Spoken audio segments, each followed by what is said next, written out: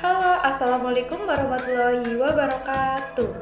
Perkenalkan, nama saya Reviga Larasati dari Rombel 5A dengan NIM 140141827 dengan nomor presensi 20. Di sini saya akan menjelaskan mengenai manajemen bimbingan dan konseling yang merupakan penjabaran dari materi bab 8. Langsung saja, yang pertama ada pengertian manajemen bimbingan dan konseling. Manajemen berasal dari kata management dalam bahasa Inggris. Banyak pakar yang mengartikan istilah manajemen dalam berbagai versi. Pada prinsipnya, manajemen memuat makna segala upaya menggerakkan individu atau kelompok untuk bekerja sama dalam mendayagunakan sumber daya dalam suatu sistem untuk mencapai tujuan.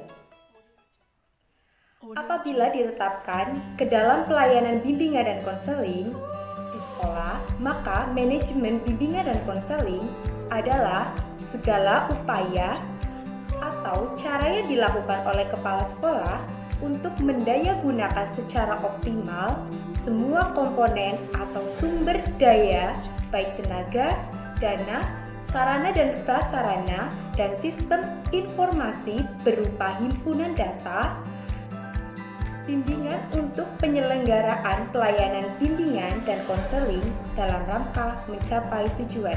Dalam manajemen bimbingan dan konseling mencakup 3 aspek, yakni perencanaan program bimbingan konseling, 2. pelaksanaan dan pengarahan program bimbingan dan konseling, 3. evaluasi dan supervisi program bimbingan dan konseling. Baik, kita akan bahas satu persatu. Yang pertama ada perencanaan program bimbingan dan konseling. Bimbingan dan konseling diselenggarakan di sekolah sebagai bagian dari keseluruhan usaha sekolah dalam rangka mencapai tujuan pendidikan. Bimbingan dan konseling dapat dikatakan sebagai soko guru yang ketiga dalam sistem pendidikan di sekolah selain pembelajaran atau instruksional dan administrasi sekolah. Sebagai subsistem pendidikan di sekolah, bimbingan dan konseling dalam gerak pelaksanaannya tidak pernah lepas dari perencanaan yang seksama dan bersistem. Sebagai suatu contoh, suatu kegiatan apabila tidak dilakukan secara benar dan dilakukan secara sembarang, tak terencana, dapat dipastikan bahwa hasilnya tidak akan diketahui secara pasti. Maka dari sini terlihat arti penting dari suatu program bagi pelayanan bimbingan dan konseling di sekolah. Terkait dengan hal tersebut, lalu apakah program itu? Program adalah seperangkat kegiatan yang dirancang dan dilakukan secara kait-mengait untuk mencapai tujuan tertentu. Dari definisi itu dapat diuraikan bahwa suatu program adalah adanya perangkat kegiatan, adanya rancangan, dilakukan secara kait-mengait, dan yang keempat adanya tujuan tertentu. Dari pengertian tersebut, secara sederhana dapat dirumuskan bahwa program bimbingan dan konseling adalah seperangkat kegiatan yang dirancang oleh konselor sekolah yang dalam pelayanannya melibatkan seluruh personil sekolah dan dalam berbagai jenis layanan akan berusaha dengan bidang lain seperti bidang pembelajaran dan bidang administrasi sekolah. Agar tidak terjadi tumpang tindih dan benturan antara masing-masing kegiatan, maka diperlukan program yang sistematis. Adapun program yang sistematis selalu mengacu pada prinsip-prinsip sebagai berikut. Yang pertama, program bimbingan konseling dirancang untuk melayani kebutuhan siswa. Yang kedua, program bimbingan dan konseling merupakan bagian terpadu dari keseluruhan program pendidikan di sekolah. Yang ketiga, tujuan program harus dirumuskan secara jelas. Yang keempat, pelaksanaan program melibatkan seluruh staf sekolah.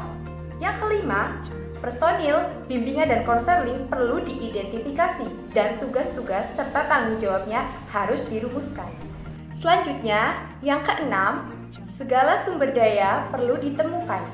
Yang ketujuh, ada data pribadi siswa untuk pemahaman diri dan bahan informasi untuk perencanaan pendidikan dan pengambilan keputusan.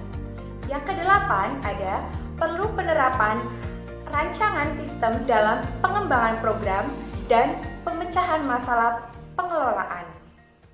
Yang kesembilan, ada dukungan dan perlibatan masyarakat di sekitar harus diusahakan sejauh mungkin. Selanjutnya, kita membahas mengenai pelaksanaan dan pengarahan program bimbingan dan konseling. Ada dua jenis program yang perlu dirancang dan dikembangkan. Program pertama, program tahunan sebagai program sekolah. Program kedua ada program layanan bagi setiap guru pembimbing sesuai dengan pembagian tugas di sekolah. Yang pertama itu ada program tahunan sebagai program sekolah. Program tahunan ini dijabarkan menurut alokasi waktu pada setiap semester. Program bulanan, bahkan program mingguan. Oleh karena itu, perlu dibuat dalam suatu matris atau schedule. Dalam program ini, dicantumkan substansi kegiatan, jenis layanan menurut alokasi waktu. Kegiatan layanan bimbingan dan konseling ini sebagai program sekolah meliputi 1.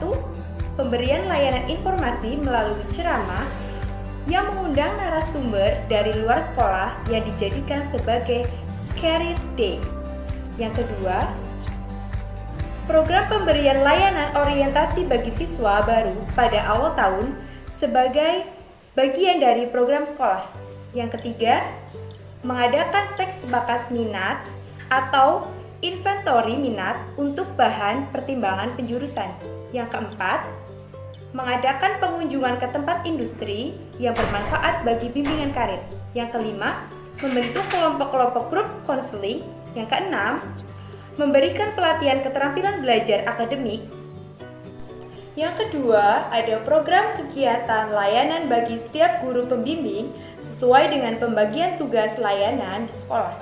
Setiap guru pembimbing perlu membuat program berupa satuan layanan atau satlan dan satuan kegiatan pendukung atau satkum. Pembahasan selanjutnya yaitu prinsip-prinsip evaluasi pelaksanaan program bimbingan dan konseling. Agar diperoleh suatu hasil evaluasi pelaksanaan program yang diharapkan, di samping itu menuntut pengelolaan yang baik, juga harus mengacu kepada prinsip-prinsip evaluasi program. Prinsip-prinsip tersebut adalah 1. Evaluasi program yang efektif menuntut pengenalan yang cermat dan rinci terhadap tujuan yang akan dicapai. Yang kedua, evaluasi program yang efektif membutuhkan kriteria pengukuran yang jelas. Yang ketiga, evaluasi program memerlukan keterlibatan dari berbagai belah pihak yang memiliki kompetensi profesional.